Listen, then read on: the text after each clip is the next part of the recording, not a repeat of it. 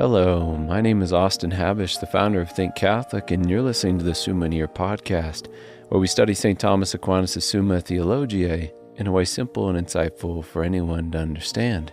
The Summa podcast is brought to you by Think Catholic. Taking 2 questions of the Summa a day, we'll seek to summarize St. Thomas's responses, discovering the brilliance of Aquinas. And his Catholic faith is day 129. So let's get started. We're covering today questions 22 and 23 of the Secundae, that is, of the precepts relating to hope and fear and of charity, considered in itself. The translation that I always use in these podcasts is the one generously provided to me by Ave Maria Press, the 5-volume set translated by the Fathers of the English Dominican province, which you can now get at a discounted price from Ave Maria Press's site by typing in the code SUMMA10. And so here we go. Article 1, whether there should be a precept of hope. Should there be a commandment regarding hope? Hope, on the one hand, actually gives us the capacity to obey the commandments of the law, since it is through faith, hope, and charity that we are capable of acting in accordance with our true supernatural end.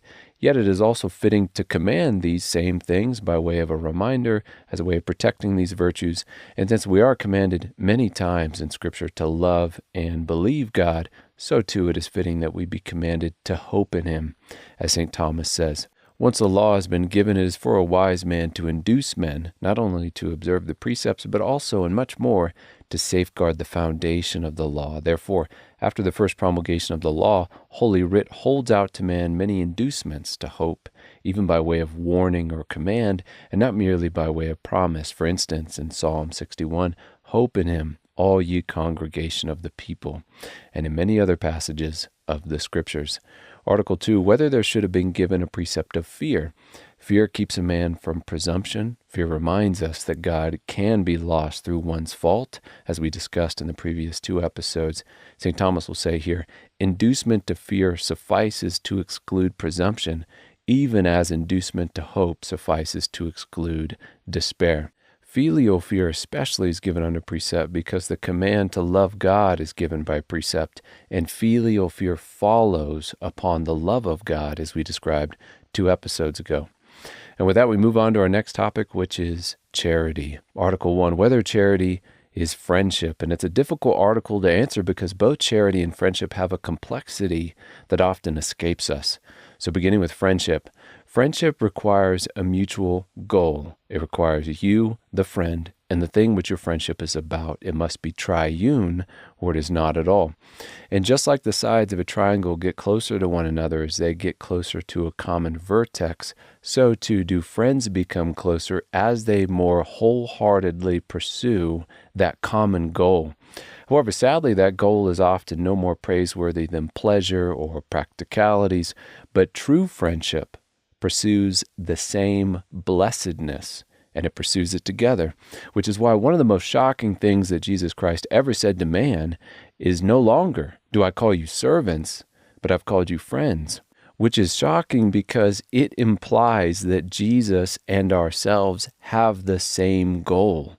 In effect, what Jesus, who is God, is revealing to man is that just as it is God's goal and beatitude to see God as He is in Himself, which is utterly impossible for any creature to attain or dream of attaining on its own, that in Christ, first by faith, then by sight, it is our destined end as well. As he concludes, the servant does not know what his master is doing, but I have called you friends, for all that I have heard from my Father, I have made known to you.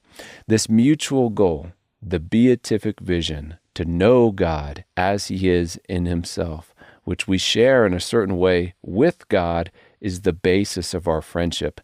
And then the love of that beatific vision, the love which flows from that friendship, is charity. So is charity friendship? It is the love which comes from friendship. To quote Aquinas, since there is a communication between man and God, inasmuch as He communicates His happiness to us, some kind of friendship must needs be based on this same communication. The love which is based on this communication is charity. Wherefore it is evident that charity is the friendship of man for God. Article 2, whether charity is something created in the soul. And it must be something created in the soul because it comes into existence in us at some certain time, which is normally at the moment of our baptism. God himself is uncreated love. However, it is not uncreated love, which is in us through baptism, but a kind of participation in that love, which is an effect of God. It's a created thing, not the Creator himself. And it is in the soul because, as we will see in the forthcoming articles, charity modifies a particular faculty of the soul. Article 3, whether charity is a virtue. Virtues are good and stable qualities in some faculty. They dispose some faculty to act well. And since charity disposes the will to love God for his own sake, that we might see him as he is, then charity is called a virtue, a good, stable disposition or quality in man. And precisely in the will, since charity modifies our love, it makes us love in a supernatural way, and a supernatural thing. It is a love based upon supernatural revelation, which gives us a supernatural goal. This is also why it must be a divinely infused virtue, because it allows us to love God in a way beyond our natural knowledge, our natural capacity of our nature. Nature loves God as the end of all things. It loves God above itself, but supernature or grace elevates us to love him as our own supernatural beatific end, as those destined to partake of the divine nature in the beatific vision. Article 4, whether charity is a special virtue. Is charity a distinct virtue on its own, is what we mean here. And we receive an incredibly illuminating kind of summary of much of what we have said in previous episodes from Aquinas here. So I will quote him first and then explain. He writes, acts and habits are specified by their objects. Now, the proper object of love is the good, so that wherever there is a special aspect of the good, there is a special kind of love. But the divine good, inasmuch as it is the object of happiness, has a special aspect of good. Wherefore the love of charity, which is the love of that good, is a special kind of love. Therefore, charity is a special virtue, which is very clear. To give an example here, so the act of martyrdom is specified by its object. What is it about? Dying as a witness for love of Christ, for Christ's sake. It proceeds from an infused virtue of fortitude, since it is an act. Fortitude is a virtue regulating our fear of death. Yet in this case, it's regulating fear in a supernatural way, according to the supernatural knowledge of Christ revealed by faith. So here we have a unique object, dying for Christ's sake, which then makes the act, martyrdom, unique, and the habit which it flows through or flows from, infused fortitude, unique.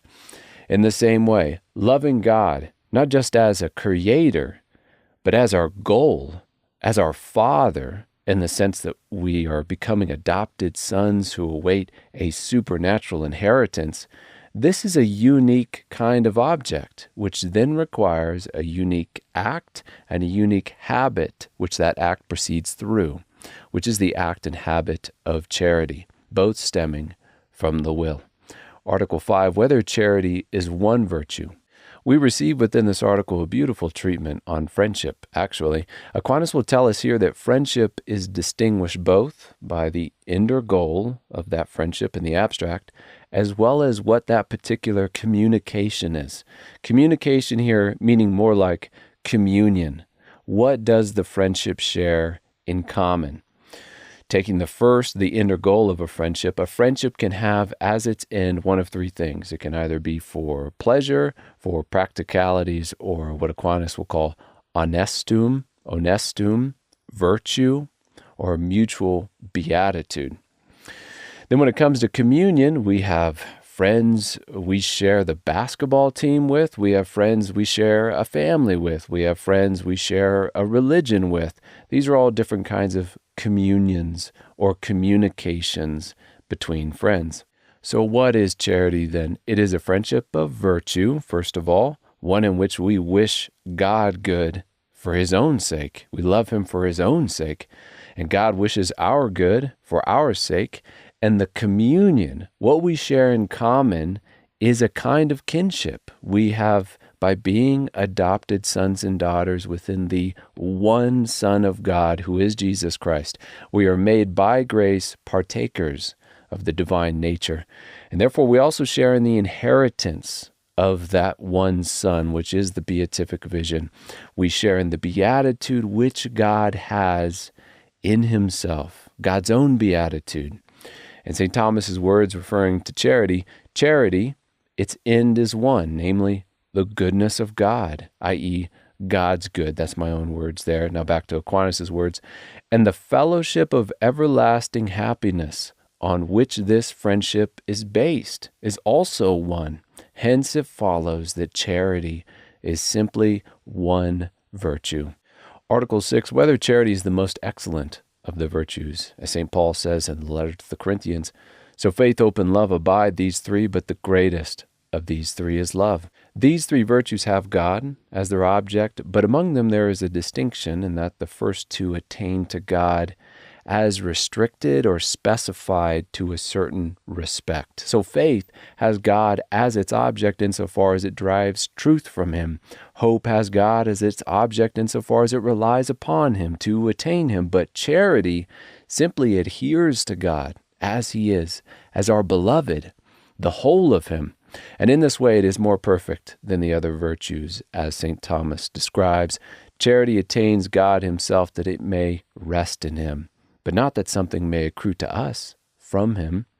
Plus, we cannot entirely comprehend God, even in heaven, since we are finite creatures. We said that in day 7 of the podcast. Therefore, in fact, the closer kind of union we can have with God is not by knowledge, drawing God into us, but by love, by being drawn into God in the ecstasy or out of oneself of love, of affection. Article 7, whether any true virtue is possible without charity.